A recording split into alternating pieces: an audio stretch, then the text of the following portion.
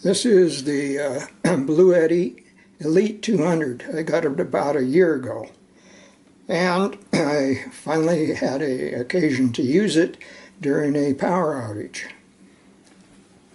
I forgot how to operate it, but to turn it on, you press and hold the center button.